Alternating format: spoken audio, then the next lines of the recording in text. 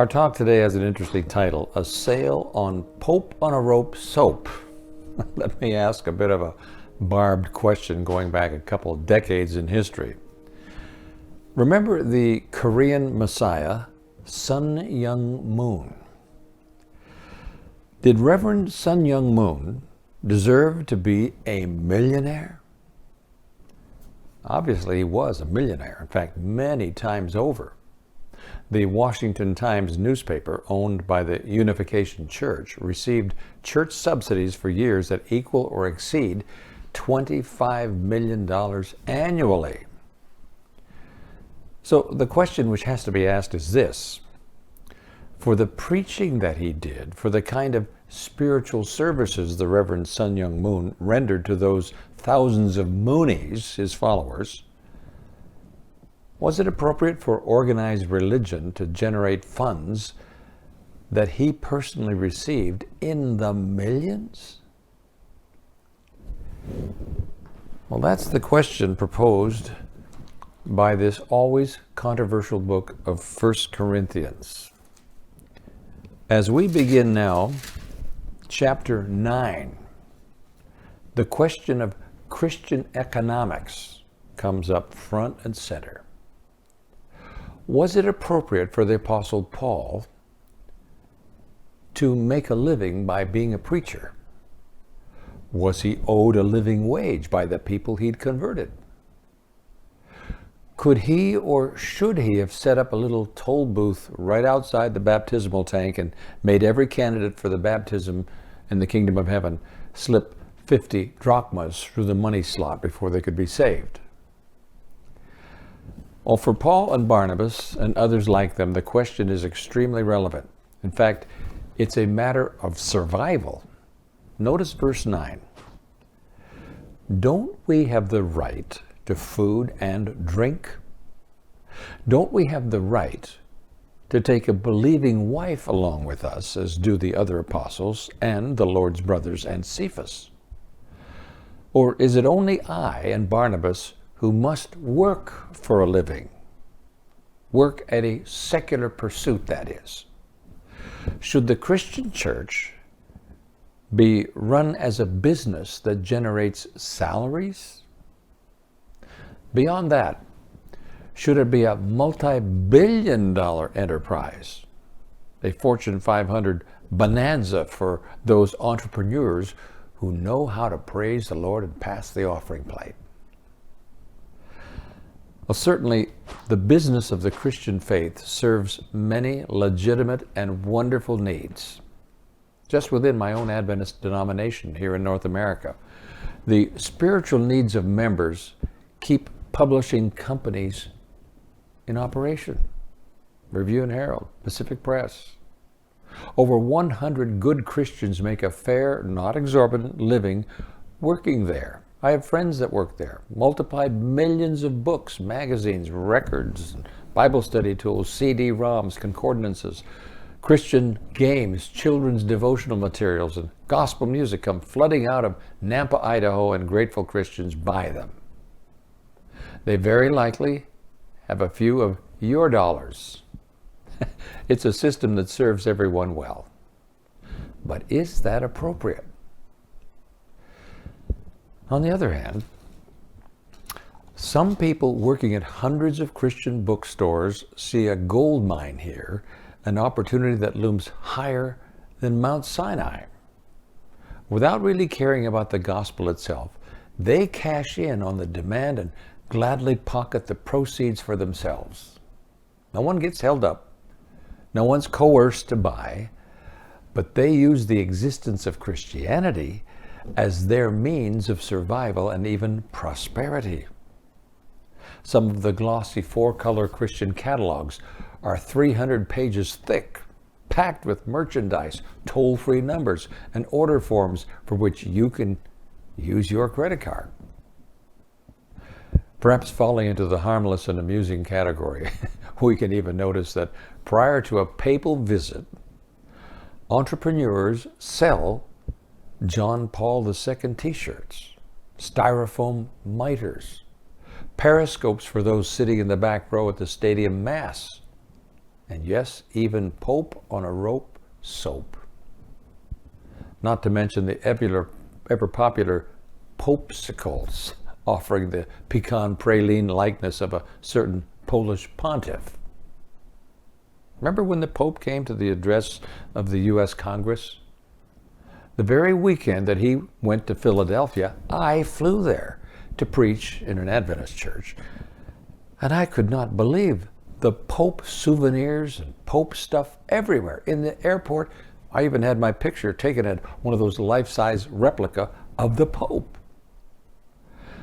So my question, what principles are involved then in what we'll openly call Christian business? Who should get salaries? Should a ministry like Voice of Prophecy, or It Is Written, Faith for Today, Breath of Life, should they accept donations, use the bulk of the money to produce programs and buy airtime, and then also provide paychecks for the 15 or so people who work there? I mean, some sacrificing widow who mails in $10 out of her limited Social Security check, and that money may even get into my paycheck. I'll openly confess that this is how we operate out of necessity. Is it right or wrong? Or does there exist a better way? In 1 Corinthians 9, Paul actually poses a question.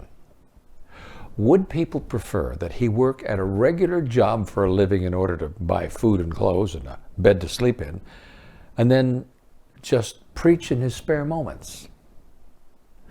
Back in Acts chapter 18, we can read how, while in Corinth, Paul stayed with a Jew named Aquila and his wife Priscilla. The couple had emigrated from Rome after Emperor Claudius had ordered all the Jews to leave. All three of them supported themselves as tent makers. Paul made a living sewing tents. Then in verse 4 it says that he preached on Sabbath in the synagogue, trying to persuade Jews and Greeks to accept the Christian faith.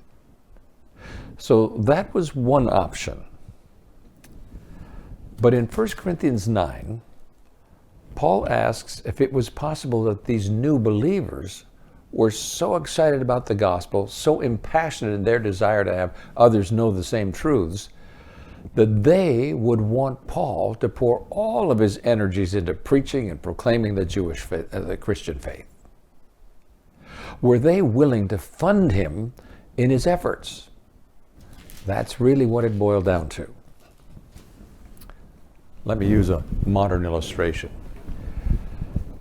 Did you know that if you signed up as a private in the United States Army, you would immediately begin to receive a few $100s a month, plus food and uniforms and housing and all the other benefits?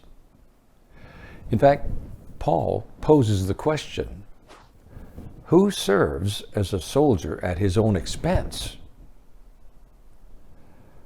Why don't we require our soldiers to make their own living as auto mechanics and department store clerks, and Taco Bell attendants and brain surgeons, and then just volunteer a few spare hours when they can in order to defend our country? Well, unfortunately, history tells us how it's generally gone when we tried that approach. Way back during the American Revolutionary War, especially in the early stages, George Washington had himself an army of somewhere between 13,000 and 17,000 men. But as you read about it, most of them literally came and went at will. They were unpaid volunteers. Every morning at Reveille, General Washington didn't have any idea who might show up for roll call, because the men still had to make a living and get the crops in and run the family store and the farm. The British, on the other hand, not only had a fully paid army, but something like 8,000 German mercenary soldiers, the Hessians, who were also paid just to be soldiers. The Germans from Hesse, Kassel, Brunswick, and Hesse-Hanau in Germany didn't have to focus on anything but soldiering. Their leaders provided their food and army cots. until the fledgling rebels in the colonies decided that liberty was worth funding with a full-time army. The redcoats from England had the upper hand. So Paul proposes a Christian principle that's held up pretty well for 2,000 years now. Those who work full-time for God, he says, should be paid a living wage by the very people who benefit from their ministry. People who've been saved by an apostle's witness, men and women who have discovered the joy of the Christian way of life, have a spiritual obligation to provide the funds, the wages, to protect and perpetuate that person's ministry. I like the blunt assessment of this passage as depicted in the Living Bible, verse 14. Those who preach the gospel should be supported by those who accept it. That's why faithful Christians who are members in a church are glad to contribute voluntarily from their own paychecks so that their pastor, perhaps even a large church staff, can keep doing the Lord's work in that congregation. Your preaching, your ministry, your prayers have blessed us, their actions say every time they put a tithe envelope in the plate. Now we want you to keep blessing us and others too. The University of Pittsburgh gave Jonas Salk a salary as head of its virus research laboratory. Here, professor, they may have told him, we'll pay you to think and to do medical research. Don't get a job mowing lawns in order to feed your family. Don't moonlight as a bartender. We want all your creative energies to be unleashed in this most important direction, research. After he discovered the polio vaccine, wise people made him the director of the Salk Institute for Biological Studies in San Diego, so he could keep on looking for medical breakthroughs until his death in 1995. In 1976, remember, Bruce Jenner scored 8,617 points in the Summer Games in Montreal, bringing an Olympic gold medal in the decathlon to the United States. How much did friends and supporters and the government help him financially so that he could concentrate on training instead of on earning a living? A lot. More and more, all countries and lovers of sports want to enable the best athletes the opportunity to give their most diligent energies to Olympic excellence. Here they say, we'll feed you and clothe you and provide for your physical needs. You just train. Your success will be our success too. So, a preacher named Paul asks us if we care that much about the success of our spiritual quest for heaven's Olympics.